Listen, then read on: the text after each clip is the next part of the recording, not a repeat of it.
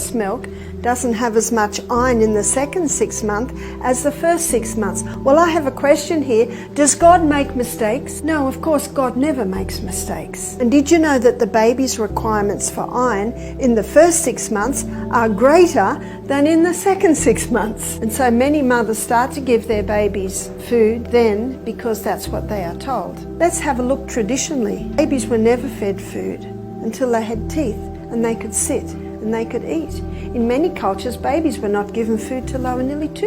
You see, when the next teeth come through, these are the molars and these are the grinders. And what do we grind? Grain. And when the molars are fully through, then ptyalin is released in the mouth. And so babies should have no start until the molars are through. This is very important information for medical missionaries to have to share with mothers. So what can baby be given until then? I just used to give my babies a carrot stick or a celery stick or a piece of cucumber or a piece of apple, because it's very important for their development of the teeth and the gums that they have hard food that they can chew.